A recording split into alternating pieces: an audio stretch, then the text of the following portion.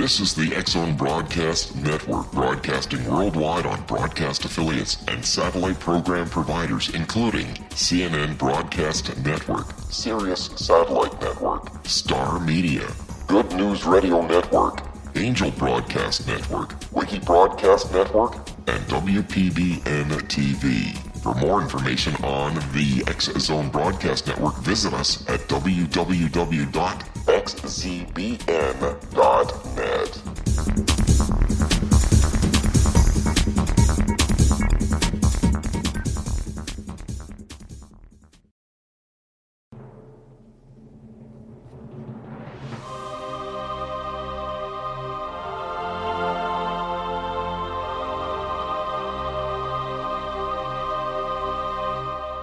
The Science of Magic with Gwilda Wiyaka is largely an opinion talk show. All opinions, comments, or statements of fact expressed by Gwilda Wiyaka's guests are strictly their own and are not to be construed as those of the Science of Magic or endorsed in any manner by Gwilda Wiyaka, Relmar McConnell Media Company, its affiliated networks, stations, or employees.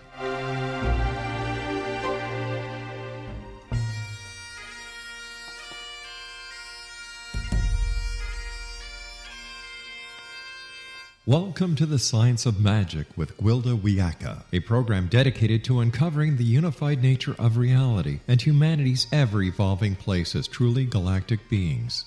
For more information on the Science of Magic with Gwilda Wiyaka, visit us online at www.thescienceofmagic.net.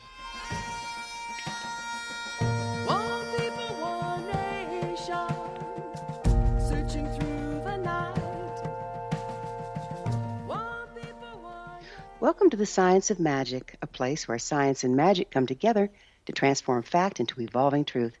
We're coming to you through the X-Zone Broadcast Network, www.xzbn.net, and can also be found on our website, www.thescienceofmagic.net. I'm your host, Gwilda Wiyaka.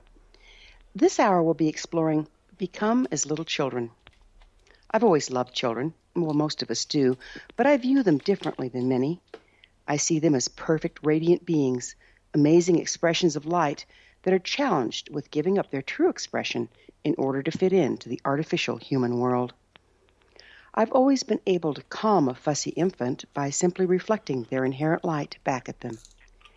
I guess it makes them feel more at home, like they aren't alone here. Sadly, it's only a reflection, as I can't come close to embodying their amazing bandwidth. I've been here too long. It kind of takes it out of a person. To watch young children play is to experience the power of imagination before it becomes shut down by the denial of those around them. They really are living their fantasies and dreams. Given enough time, they'd grow up to manifest them. Alas, they're not given that time. Instead, they're taught that the imagination is not real, a thing one must grow out of in order to become responsible adults. If you can't imagine a thing, you can't create it. The imagination is a vital part of the creative process. When we imagine something, we're actually creating a matrix at the quantum level around which our desires can manifest. Without our imagination, we're left dependent on the system to provide for us in exchange for our life's blood. To watch young children move is to witness complete, unself-conscious embodiment. Every move is fluid. I've often thought it was as if they were made boneless and made of rubber. There's no resistance or blockages in their joyful physical expression of life. Only too soon, they're taught shame. Keep your skirt down. Sit like a lady. Don't climb on the furniture, young man, and so on.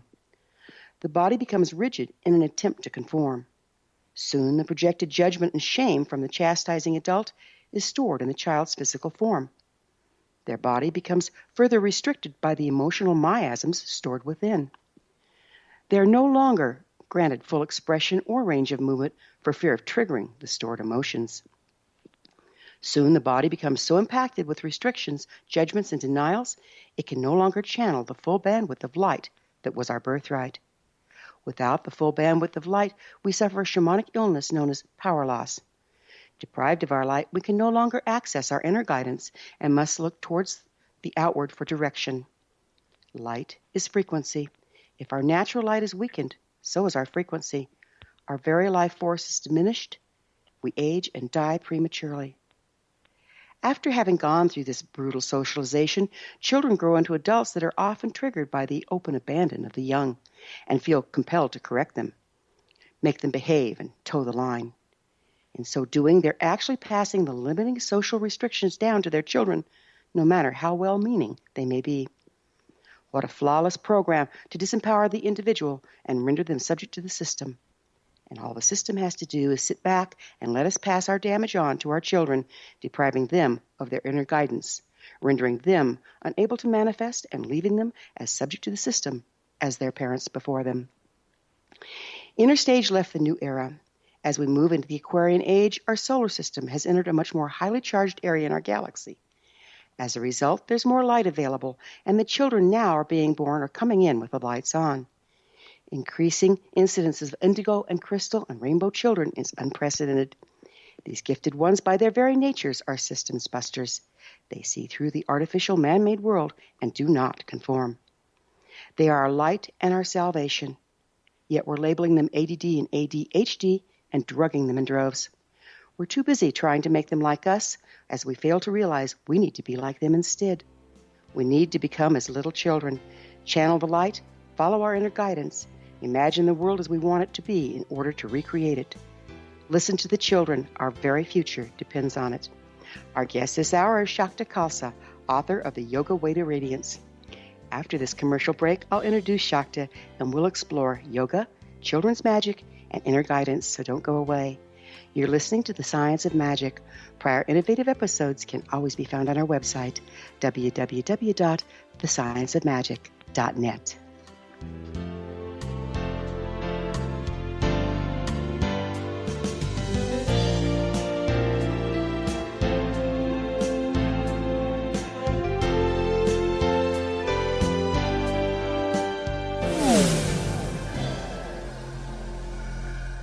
This is Kevin Randall.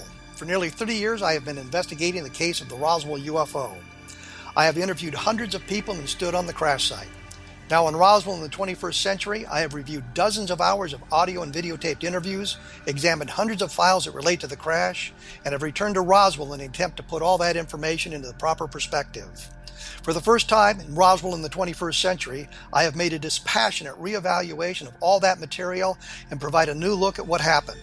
This is a book that clears away all the clutter that has hidden the truth for so long, strips away the various lies that surround the case, exposes the Air Force attempts at cover-up, and found a core of solid information that tells us all where the case stands today.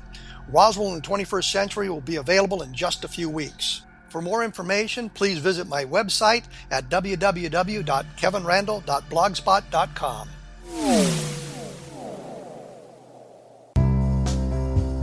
Gibbs A. Williams, Ph.D., is a practicing psychoanalyst, supervisor, researcher, and author in New York City. Much of his life has been dedicated to understanding nature and the uses of meaningful coincidences or synchronicities.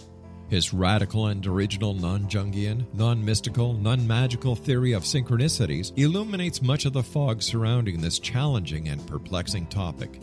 His ideas and manners are fresh, presented in a style that is both entertaining and highly informative. He is also an expert on crisis intervention, specially focused on violence reduction for the police and citizens, mastering anxiety, frustration, and stress without the use of medication, and effectively preventing and treating heroin addiction. Dr. Williams can be contacted at his email address at gwilliamsny11@aol.com or visit his website at www.drgibbswilliams.com.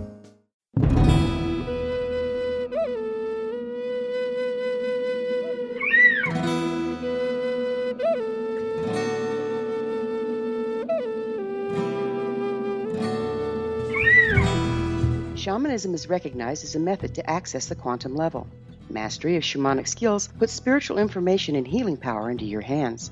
Path Home Shamanic Art School, a bonded Colorado certified occupational school, has met rigorous state standards, ensuring its director and instructors have the qualifications to teach the shamanic arts. Path Home offers its certification program in blocks of study. Block 1, a 5-day intensive, will be held in the beautiful mountain town of Coaldale, Colorado, October 13th through 18th. Registration deadline is September 12th. Experience Journey Trance, Power Animals, Helping Spirits, Sacred Space, and Life Purpose. Come discover your power. Join me, Gwilda Wiyaka, in the magical world of shamanism. Call 303-775-3431 or visit findyourpathhome.com.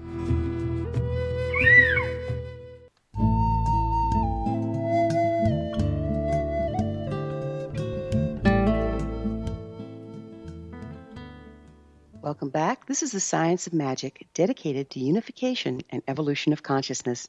I'm your host, Gwilda Wiyaka. Our guest this hour, Shakta Khalsa, is author of The Yoga Way to Radiance, How to Follow Your Inner Guidance and Nurture Children to Do the Same. She's a leading expert on children and yoga, having worked with both since the mid-1970s. She's a parent, Montessori educator, and a yoga professional, recognized by Yoga Journal magazine as one of the top 5 Kundalini Yoga teachers in the world. Shakta is the founder and director of Radiant Child Yoga, an internationally known training program for teaching children yoga and working with raising children consciously. Her website, www.childrensyoga.com and www.shaktawrites.com. Shakta, thank you so much for joining us on The Science of Magic. Well, thank you very much, Gwilda. I'm very happy to be here. You're a Montessori educator, it says here. Would you mind Yes. explaining what that means and how it differs from traditional education? Sure. Maria Montessori was the first female doctor in Italy, and she happened to go to India, and she saw that the children just learned naturally by the things that were in their environment, and she developed a whole system of education through that, where children learn through their 5 senses. Like, for example, even just learning to read, they trace with their fingers, they trace sandpaper letters, and they learn the sounds of them. Instead of learning A, B, C, D, they learn the sound it makes, and they tracing it at the same time. So it's just a kind of a logical, practical way of learning. And when I was a Montessori teacher and had my own school for 8 years, the children would just choose. We just relied on the children's intuition and their own instinct, and the teacher kind of stay in the background and just observe the child more and see what the child's interested in. The children would choose their work from the shelf, and if they hadn't learned it yet, then the teacher would sit down and silently show them the work. So it was all done through gesture rather than a lot of talking. And I was a teacher for ages 3 to 6. And it's really part of the formative years, so that's my favorite age. It has been my favorite age, and I really enjoyed being a Montessori teacher. And we did yoga as part of our school day as well. So you kept them engaged physically as well. You know, when you're talking about this, it reminds me of the way a lot of the indigenous people raised their children. There was not a whole bunch of talking. Most of it was taught by example and touch and feel. And it seems like the kids ended up being more grounded that way because we're not forcing them out of their natural expression so young. Was that the idea behind it? Yes, I would say so. Although I have seen some Montessori schools who have kind of given in to the pressure of achievement, but that isn't the original way that Maria Montessori developed this program. And so when I had the school, which is in the 1980s, I really kept to what her true intention was, at least as far as I could feel it. And the yoga and the meditation we did in the classroom really helped. I also showed children how to do healing work on each other because they naturally could see energy, feel energy, but no one was ever talking to them about it. So I just let them know that I understood that and that I was helping them and inviting them to explore that. Oh, amazing. You know, admittedly, some socialization is required for children to be successful in the world the way it is right now. So how do you advise parents and teachers to socialize the children without squelching these natural gifts? Well, the way that I do it in my new book and the way I do it in any yoga classes I teach with children is the concept of cooperation, where cooperation means we are both doing something together and we're both responsible for doing our part so that it can be good for everyone.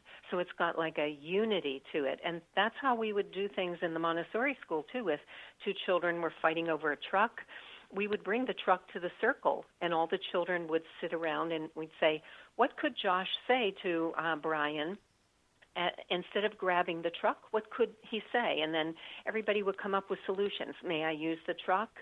When will you be finished with it?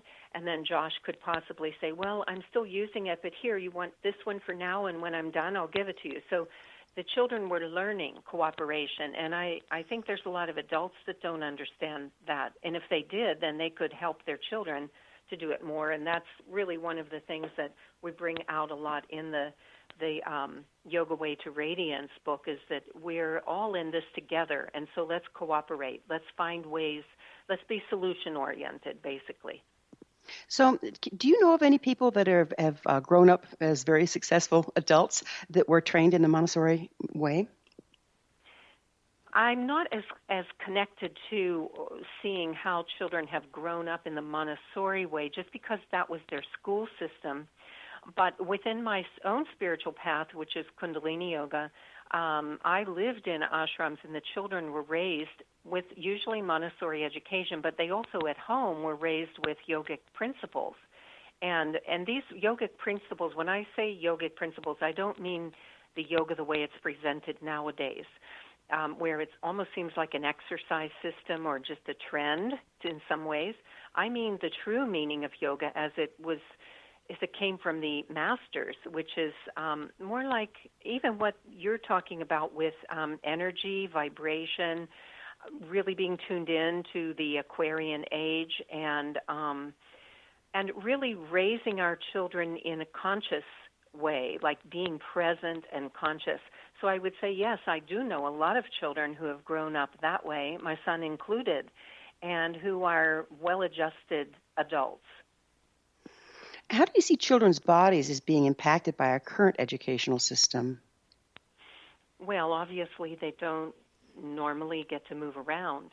They are just using their left brain mostly all the time and not their right brain. And so there needs to be a balance for that. Yoga and meditation are a balance for that. And also just playing, natural playing that children do should be encouraged and allowed. They should, in my opinion, recess and free play time should be one of the main offerings that a school offers, not just cutting that out so that they can do more study. Way too much sitting. Given that that's not what we have, what do you suggest for parents to do to counterbalance the limitations of the school system? Allow their children to have free play, encourage them with free play, but also get outside with them yourself. You could just play in the yard. You could get involved with sports with them if they are inclined towards sports. You could just do things even inside the house. In our family, we used to put on the Beatles and dance. We just have fun dancing, and sometimes we'd have pillow fights. Just finding the spontaneous ways that you just free yourself up, your own creativity, free your creativity up to just allow yourself to think outside the box and to get involved. So I think the parents need to get involved too. They can't just send their kids out to play. How soon do you see children shutting down their natural expression? I would say when they start elementary school. Before that, I see them a lot more freed up and using their imagination, having imaginative play, being more enthusiastic about life. It seems to me that when they start elementary school, first, second, third grade, those seem to be the crucial times when we start to see them taking on the adult way of a viewpoint of the world, if you could say it that way. You know, they start to kind of take on the burden of that. You know, I've noticed that adults will, we're talking about imagination here, adults will humor the kids with their imagination, but kids aren't dumb. So it's almost like they realize that the adults aren't buying it and are actually being condescending, patronizing about their imagination. Sure. What effect do you think that has? Yeah, I do see that a lot. And the reason why that happens, in my opinion, is that children are tuned into energy and vibration. They might not call it that. They might not know that's what it is. but they can tell what's real and what's not real.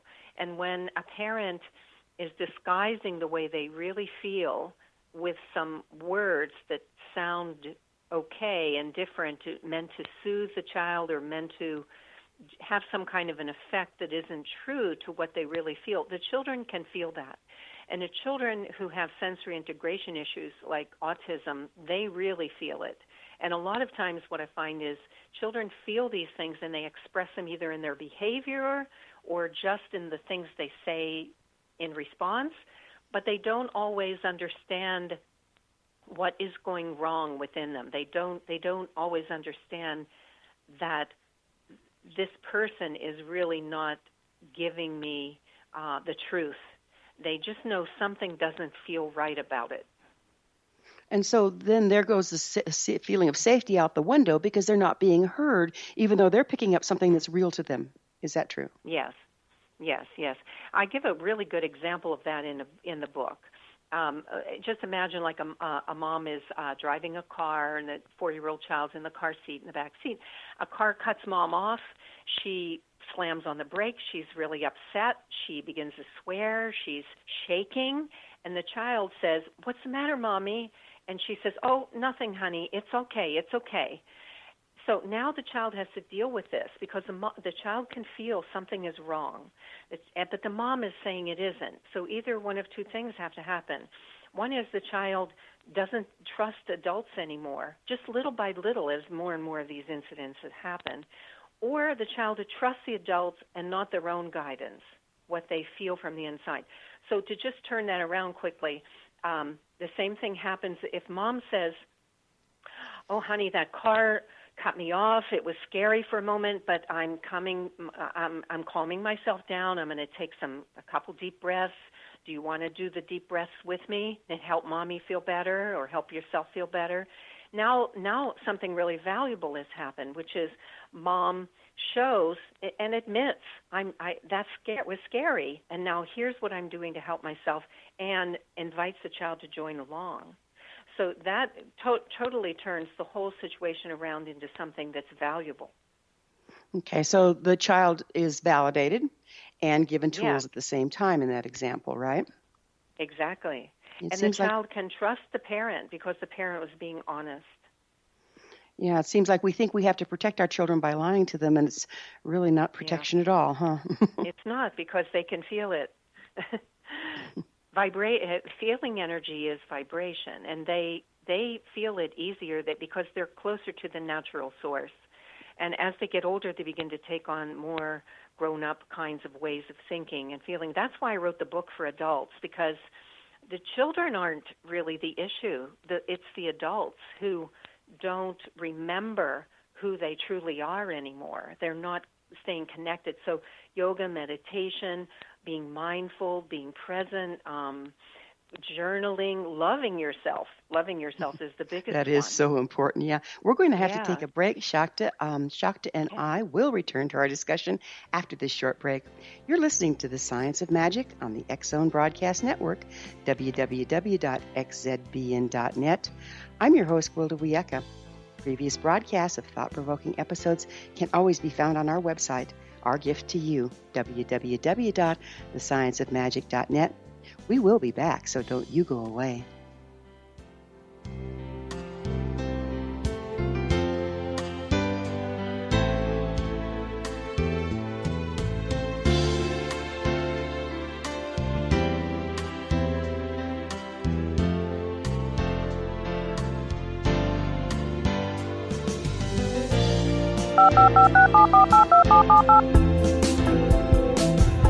Did you know that when you're on the road with limited data or Wi-Fi, you can still listen to the X-Zone radio show with Rob McConnell, The Science of Magic with Gwilda Wiyaka, High Tech with Corey Kay, and every minute of the 24/7, 365 programming of the X-Zone Broadcast Network by calling 712-432-9459, courtesy of TalkStream Live. No smartphone, app, or internet needed. It saves your data plan, and it's free if you have unlimited minutes. Call 712-432-9459 to listen on any phone, anytime, anywhere. Remember, 712-432-9459 for the best of paranormal, new age, thought-provoking, sci-fi radio programming 24/7, 365.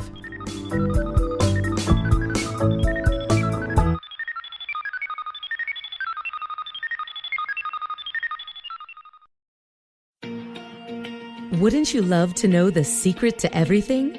Well then, meet Dr. Kimberly McGeorge and her cutting-edge breakthrough knowledge that combines science with possibility. Dr. Kimberly brings real-life answers and healing to those open to alternative solutions. She teaches solution-based programs and classes that will change all areas of your life forever. Specializing in conscious creation, intuitive readings, and energy medicine, you can rapidly shift health, relationships, business, and money and abundance challenges quickly. Receive her best-selling book, Secret to Everything, at no cost by going to secrettoeverything.com/X-Zone. That's right, transformation can start now. Just go to secrettoeverything.com/X-Zone and receive Dr. Kimberly's book for free.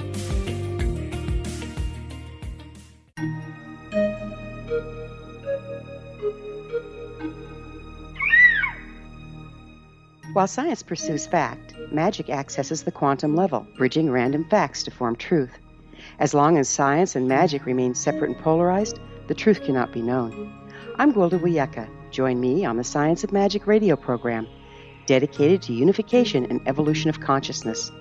During each episode, I'll be speaking with experienced and respected scientists and mystics. From astrologers to astronomers, from medical doctors to shaman, the scientific method to dowsing and intuition, we'll weave together information from seemingly divergent practices to promote unity and enlightenment. Join me, Gwilda Wiyaka, and the Science of Magic right here on the Mutual Broadcast Network. For more information, visit www.thescienceofmagic.net.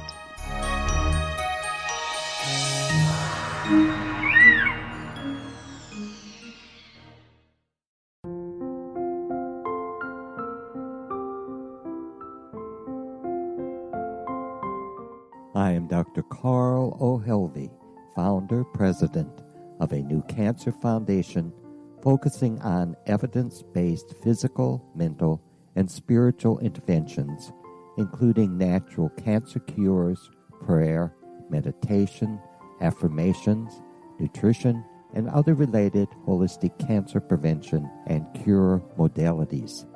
These are used in cancer education, research, and financing care. I ask for your help to continue this important work by donating at www.holisticcancerfoundation.com.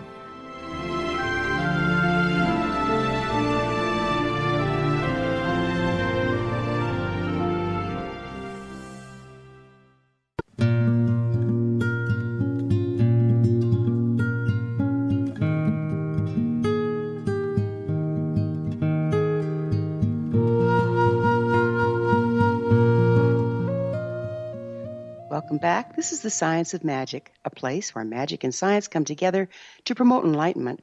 I'm your host, Gwilda Wiyaka. Our guest this hour, Shakta Khalsa, is the author of The Yoga Way to Radiance, How to Follow Your Inner Guidance and Nurture Children to Do the Same.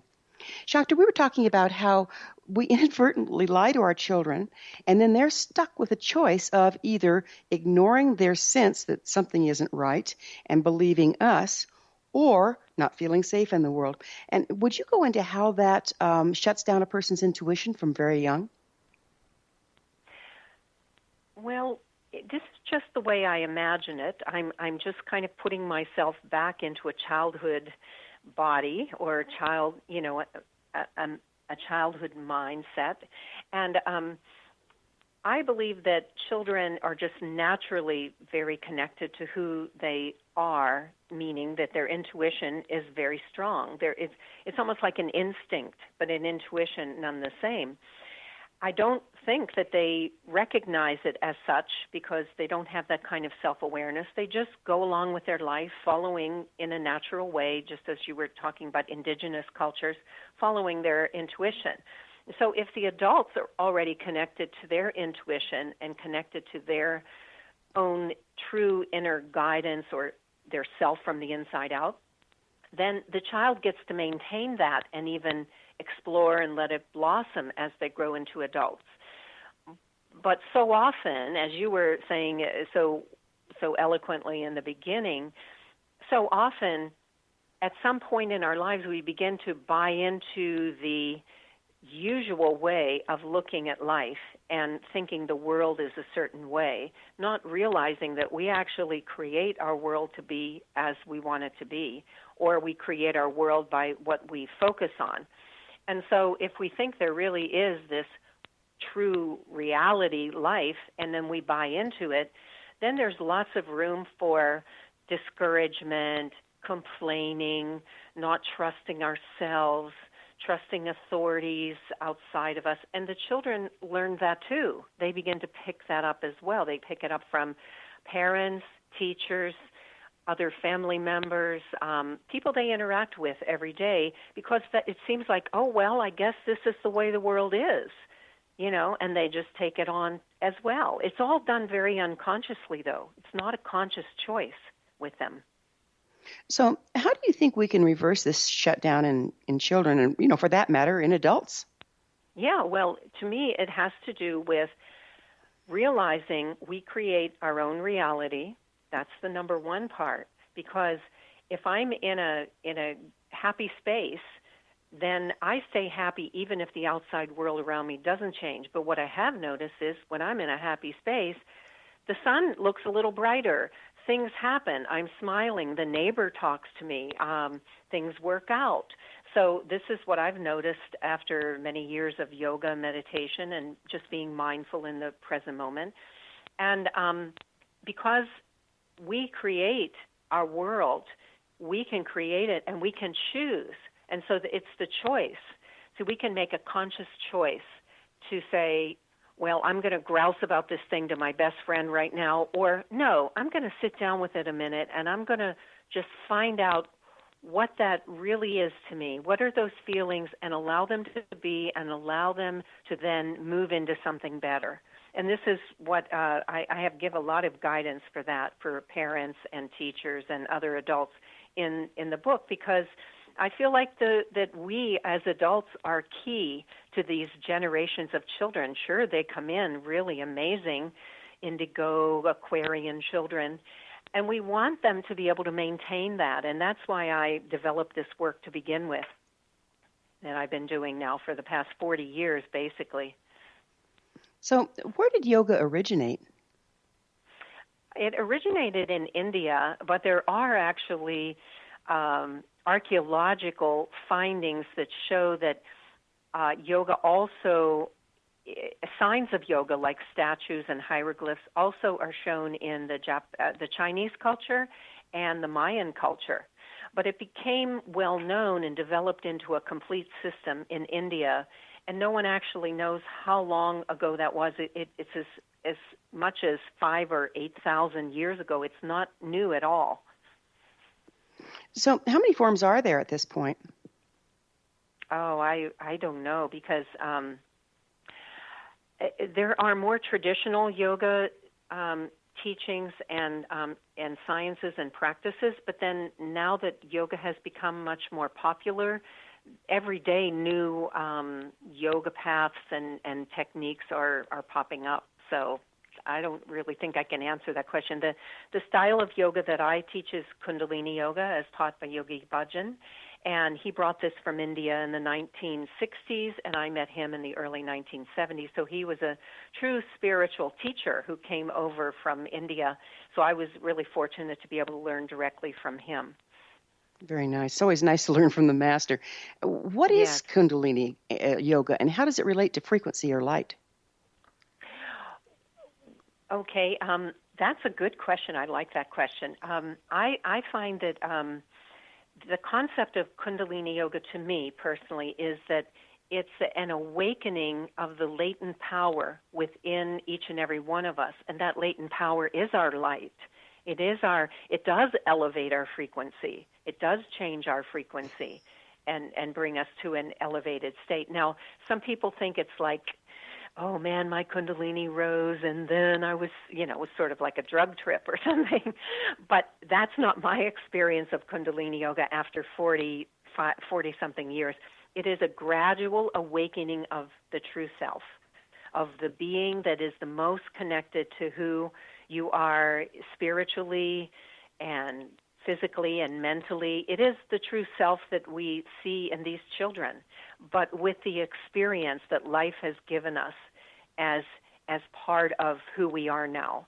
The experiences we've gone through, whether we think of them as negative or positive, create this elevated being. Once we understand who we truly are from the inside, then nothing looks bad anymore. All the stuff we went through was just leading us into who we are now. So that's the way I look at Kundalini Yoga. And as far as the yoga itself, the way it looks different is a lot of the Hatha Yoga-based practices are asana-based, and asana means holding a posture. So most of the yogas that you see in the magazines are holding postures, and in Kundalini Yoga we hold some postures, and we do many of the same postures like cobra or shoulder stand, but we also have what we call exercises or yoga sets in which we do a lot of movement coordinated with strong breathing. Some people say it's related to Tibetan yoga as well, and I've seen some Tibetan yoga, and it is very powerful with movement and breath, so I could see the connection there with Kundalini Yoga. Okay, so how does yoga help children and adults channel this spiritual light into the world? Well, for young children, the yoga that I teach is very playful. Like we'll go on little animal adventures, and we'll be snakes and hiss, and then we'll sit and blow a feather for our meditation. And it's ways of helping them focus, find the joy in them. And then as they grow older, the yoga starts to look a little more adult-like. So they hold the postures longer. They understand, oh, this can help me get rid of when I'm feeling anxious, or help me prepare for a test, things like that. So the reason that Kundalini Yoga works so well with kids is because they like to move. They don't like to just hold poses. I mean, maybe they'll hold poses a little bit, but it's great that we have Kundalini Yoga because it has so much movement in it. And they can move in and out of down dog. They can bring their arms up and down and be the beautiful bird, inhaling up, exhaling down. So we have lots of postures and movements, and this helps children to feel more happy, feel more connected to who they truly are. That's what I find. That plus we give them 3 parts, basically. It's the yoga, which is more the movement. Then it's a deep relaxation where they get to just relax and do nothing and just incorporate the effects of the yoga. And then there's usually a seated meditation of some type. And with the young ones, sometimes the meditation is a beautiful song. That something like, there's one beautiful song called I Am the Light of My Soul, and it has movements with it. And the children get to affirm that within themselves before they leave the class. That's beautiful. Tell me, I want to know your secret. How do you get these little ones to meditate? Oh, well, they enjoy it. It's very short. It's 1 or 2 or 3 minutes for the 3 to 6 or 7-year-olds, and then a little longer as they go. But I find if you make the meditation kind of magical and attractive and something they feel like they want to do, then it makes a big difference.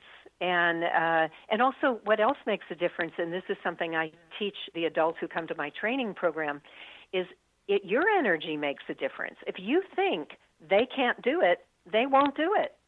If you think they're perfectly capable of sitting in their own light and their own beauty, they'll do it. It's Amazing. Energy. It's the way we think about things. Amazing. So they're actually not just meditating, they're tapping into the frequency of their own beauty. Is that what's going on there? Yes, I love that phrase. Thank you. Yeah. So what do you see as resulting from diminished ability or access to channel the light? What symptoms do you see in children and adults for that matter? Anxiety seems to be the biggest one. And some self-destructive behaviors or or hurting themselves or lashing out to other people, that's all. Those are all symptoms of not connecting from the inside to the true essence, the true essential beingness that we are, which is goodness.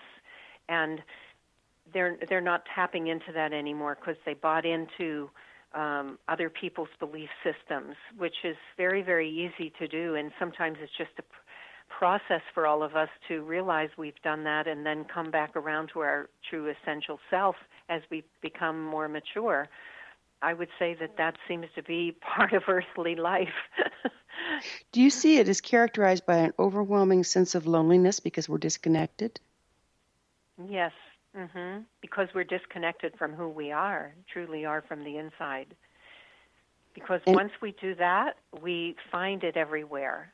That's been my experience and experience of many of my students. And there's wonderful stories in my new book that aren't my stories. They're all true stories of people who have refound this for themselves. There's an amazing story of a woman who was told by her naturopathic doctor, she was having so much trouble within herself and with her child, and her doctor was bravely said to her, "You are reactive parenting." And she said, "I don't even know what you're talking about." He said, we're going to have to pick up with reactive parenting on the other side of the break, so we're going to leave you with a cliffhanger. Okay.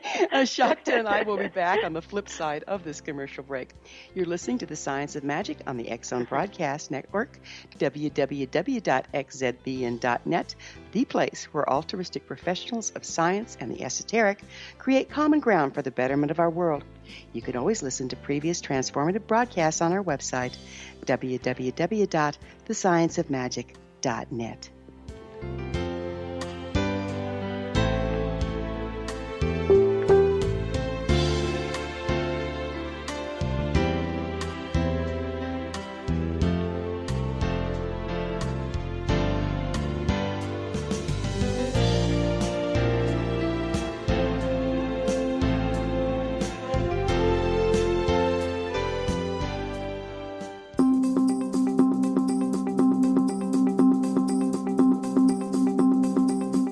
As host of Dialogue with Divinity, I am thrilled to join the X-Zone Broadcast Network and their growing number of affiliates.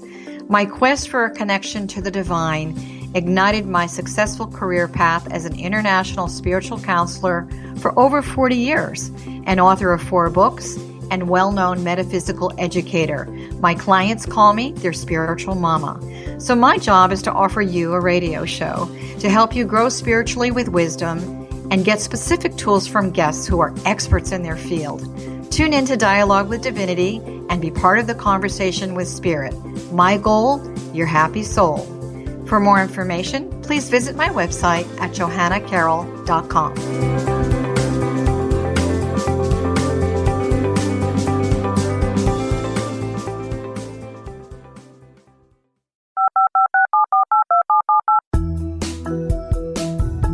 Did you know that when you're on the road with limited data or Wi-Fi, you can still listen to the X-Zone radio show with Rob McConnell, The Science of Magic with Gwilda Wiyaka, High Tech with Corey Kay, and every minute of the 24/7, 365 programming of the X-Zone Broadcast Network by calling 712-432-9459, courtesy of TalkStream Live. No smartphone, app, or internet needed. It saves your data plan, and it's free if you have unlimited minutes. Call 712-432-9459 to listen on any phone, anytime, anywhere. Remember, 712-432-9459 for the best of paranormal, new age, thought-provoking, sci-fi radio programming 24/7, 365.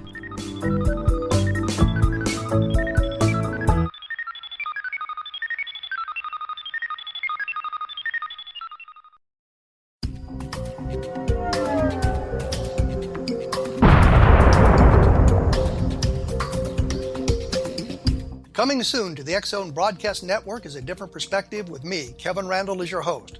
We'll be taking a close look at what is happening in the world of UFOs today with side trips into the paranormal. Guests will range from those who are household names to those who have a different perspective on a variety of topics.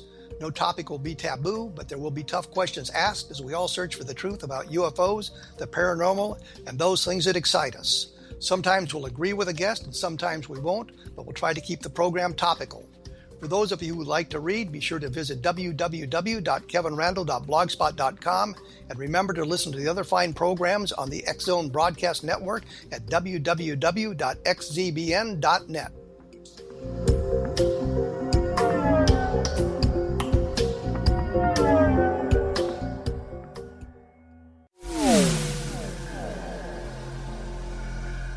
This is Kevin Randle. For nearly 30 years, I have been investigating the case of the Roswell UFO. I have interviewed hundreds of people and stood on the crash site. Now in Roswell in the 21st century, I have reviewed dozens of hours of audio and videotaped interviews, examined hundreds of files that relate to the crash, and have returned to Roswell in an attempt to put all that information into the proper perspective. For the first time in Roswell in the 21st century, I have made a dispassionate reevaluation of all that material and provide a new look at what happened. This is a book that clears away all the clutter that has hidden the truth for so long, strips away the various lies that surround the case, exposes the Air Force attempts at cover-up, and found a core of solid information that tells us all where the case stands today. Roswell in the 21st century will be available in just a few weeks. For more information, please visit my website at www.kevinrandle.blogspot.com. What Happened in Benghazi is revealed by Nicholas Genix, author of Obama, Islam, and Benghazi. He informs the American people that President Obama deceived them by advocating a strong foreign policy prior to the 2012 presidential election, and Hillary Clinton supported this deception. As the title infers, there is a connection between Obama, Islam, and Benghazi. Ample evidence informs Americans that Obama's early indoctrination in the Quran developed an affinity for Islam, why the Quran is the source of discontent in many countries, and why the Obama foreign policy deception led to poor military action and caused the loss of American lives in Benghazi. Genix provides 36 questions for the Select Committee on Benghazi to validate if Americans are justified to mistrust President Obama and Hillary Clinton. An overview of Obama, Islam, and Benghazi is presented on the website www.futureofgodamen.com. That's www.futureofgodamen.com. Afterlife expert Roberta Grimes was the first one to say that dying can be fun. Now her best-selling book, The Fun of Dying, is available in stores worldwide. So if you wonder whether death ends life, how it feels to die, or what heaven might be like, The Fun of Dying was written for you. And if you have always been afraid of death, or if you worry that your life has no meaning, let The Fun of Dying ease your fears and bring new meaning to your life. Nothing said in The Fun of Dying is based on the teachings of any religion. Instead, Roberta draws on evidence to explain how death happens, how it feels, and what comes next. A lot of the best death-related evidence was produced in the first half of the 20th century. When it is put together with recent discoveries, it tells a consistent and amazing story. Roberta Grimes blogs and answers questions at robertagrimes.com. Her wonderful book, The Fun of Dying, is available on Amazon and at stores worldwide wherever books are sold.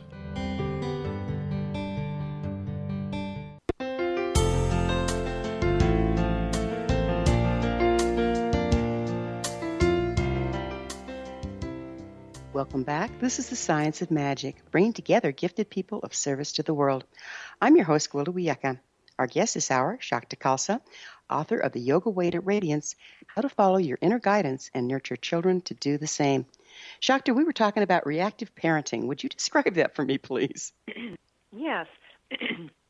Well, in the story, which was a true story given by one of my students, the parent was raising her child and giving her every single thing that she wanted and seemed to need, and she felt she was being a loving, giving parent to her child.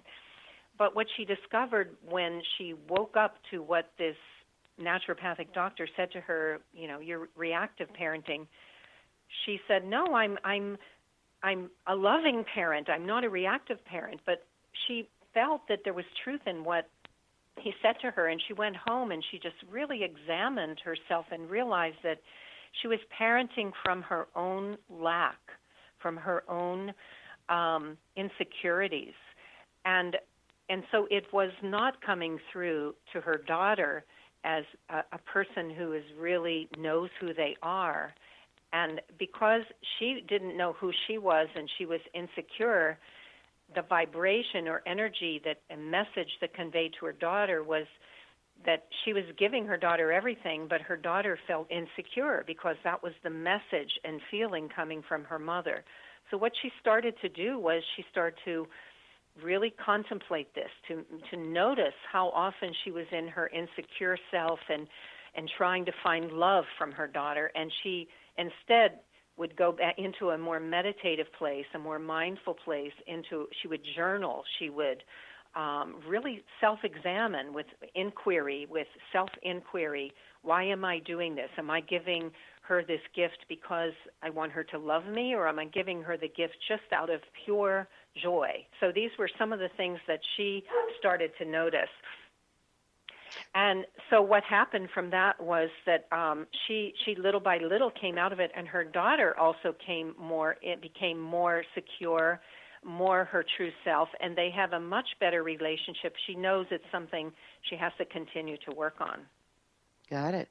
It sounds to me like she did not have the frequency of self-confidence and had to go into a meditative state and really do some personal work in order to reconnect, so she had it present for her daughter. Is that what you're describing here? Yes, that's what I'm describing. Mm-hmm. Got it.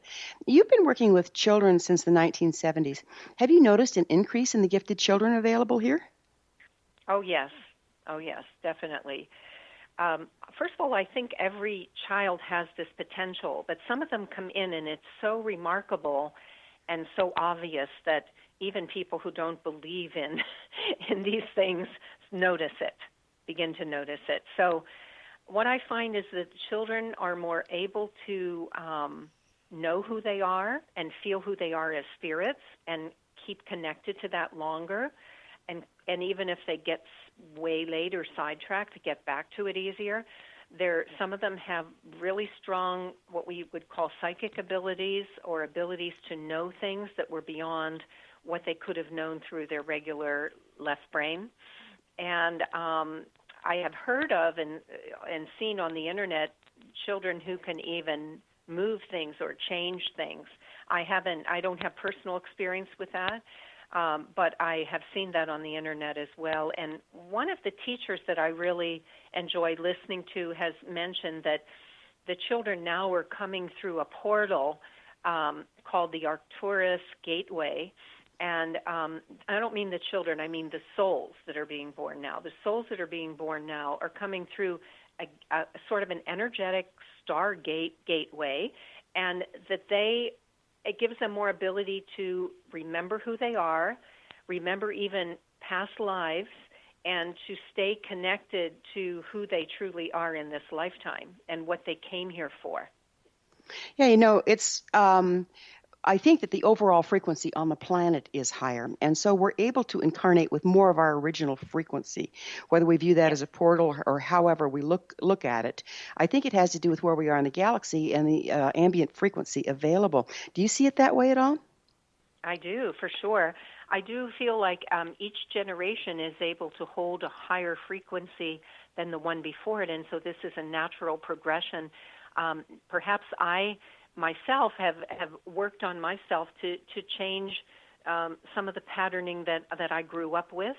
And so when my child is born, they are able to enter in a starting place where I'm already, where I am now, and then they can move on from there. So, yes, I do see it as an energetic frequency that just is continuing to open and grow. And I feel like the frequency that we're moving into is just higher, brighter, and lighter, and I feel very, very good about our Earth. I know there's a lot of dark and light mixing it up, but I think that's all just part of the tail end of these ages that we've been through, and we really, truly are in the Aquarian age now.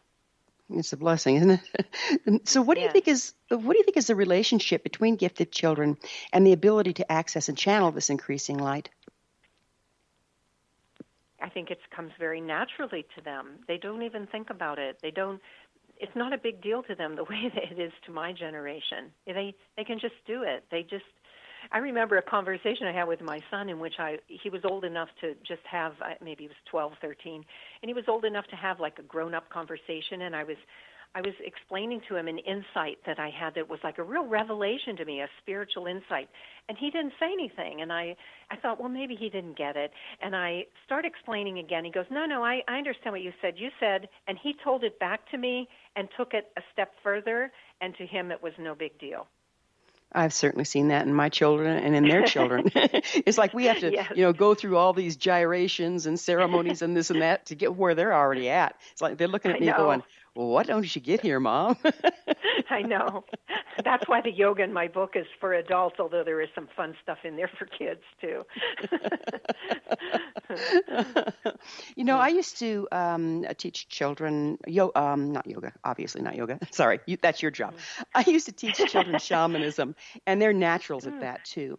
And one of the things that they really, really got off on and did really well with was embodying their power animals. And I see a lot of animals are used in yoga and the different poses.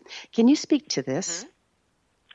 It's interesting you had that idea because I love Native American work and the power animals, and I thought about creating a yoga theme where children do choose their animals and then they create the pose and then they do the pose and lead it for the other children in the class, and then they meditate on what the meaning of their animal is. So I think that's a lovely idea, and it's actually something that crossed my mind.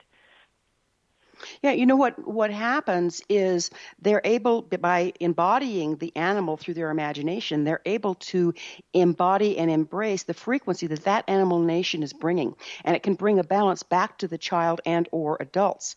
So do you suppose that they would be embodying what they're lacking or embodying their strength if they chose one? Well, it's a good question, and I've thought a lot about this. I think it embodies both. I think that that's the paradox of it, that the thing that we're challenged by is also the thing that is something that's our gift. So when we work through the challenge of it, then it shines even brighter. That's been a something that I've noticed a lot in my own life and other people's lives. The gift and the challenge are kind of two sides of the same coin. Yes, they are. They are. Isn't it amazing? And I see that when children are playing, they will oftentimes embody in their imagination the very animal that they might stand for, the frequency that they lack. Mm-hmm. Exactly. Yeah. What do you think the children have to teach us at this time? How to be truly who we are. We have so many methods and ways and techniques, but I find a lot of people get caught up in the technique and they miss the essence of it. But the essence of it to me is to truly know ourselves from the inside out and to realize we're made of pure love. And that's what the children come in as, and it's who we came in as too. So if that's our natural self, then we get to self-inquiry about, well, how do I get back there? What am I doing? What did I buy into that isn't truly me? And just start shedding it. We're about to run out of time. Would you mind telling our listeners where they can find your book? Oh, sure. Thank you. The Yoga Way to Radiance is, there are 3 places that I know of you can find it. Amazon, Llewellyn, Llewellyn.com is my publisher, and also my website, which is childrensyoga.com. Oh, that's perfect. So do you have anything to share in parting for parents to help with their children? We have about half a minute. Yeah, I think one of the things that maybe I didn't emphasize that's so important is really allowing yourself to be okay with yourself as you are, because that's always the first step. And if you can be okay, you can kind of like let the air out of the balloon and just relax, and then from there you can move into some new places. So it's about embracing what you are rather than being restricted by what you are not. That's right.